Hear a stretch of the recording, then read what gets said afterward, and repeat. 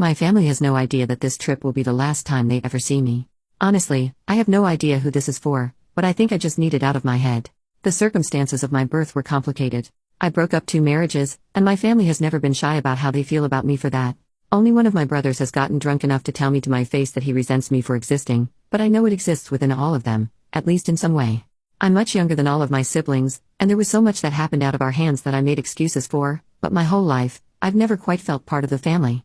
As a child, I told myself we'd make up for lost time once I got older, and we could talk as equals. Now, at 23, I see glimpses of the life I wished I had, but in the end, I'm always too much trouble to be involved.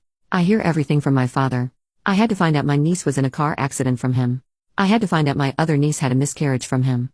I had to find out my oldest brother had a brain tumor haphazardly on a phone call with my father, which he didn't even know I was unaware of. I've known for a while I'm the only one trying, but for the sake of my dreams, I've given every opportunity for them to let me in, but I just can't do it anymore. I have a psychiatric service dog who aids me with CPTSD. He is the single greatest thing to happen to me.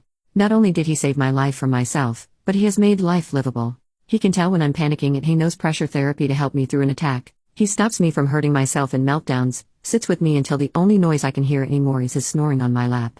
He allows me to go grocery shopping by myself. He is my soulmate, and anyone who knows me knows how important he is to me. My dating life isn't thriving, so I took a shot in the dark and asked my niece if she minded if I brought my service dog as my +1 for her wedding at the end of this month. I have to fly across the country to go, so I will be bringing him anyway since I cannot fly alone. I figured it couldn't hurt to see if he could not have to stay in the hotel all night. I do not technically need him for the event, since I'll know every guest, and I will be drinking pretty heavily to cope, but getting to spoil him with a bow tie, dancing, and steak, sounded like the perfect reward for helping me on my flight. Several times, I emphasized that I understood it was an odd request, and she could say no if she wanted. She was emphatic that he could come. She said even if I found a date, he could come.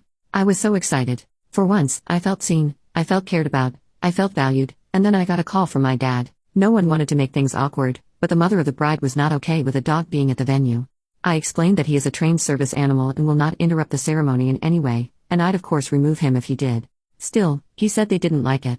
I was so tired of hearing everyone else's words through my father. He won't be around forever and sooner or later, they will have to start talking to me. I had one request, let the bride tell me. When I asked her, she said yes, and until she told me she changed her mind, I was under the assumption he could go.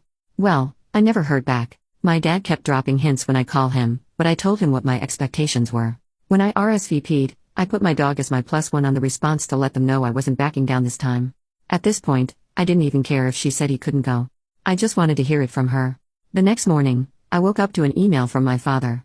Not even a text, a dang email explaining that my niece didn't want to be the bad guy, but my dog was not welcome at the wedding. He said he was sorry, but he could still come with me to the hotel if I wanted. Something inside me broke, I think. I think I realized this is truly a helpless case. They are never going to respect me the way I crave them to. To this day, not one of our conversations has been started by them.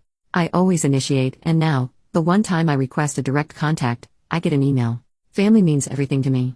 Over the last few years, I've redefined what a family can be, and if right now, my family needs to be a very damaged orphan and their service animal, I'm grateful I have that much. So, I'm going to the wedding, and then I'm never going to talk to any of them again. And the sad part is, I don't even think they're going to notice.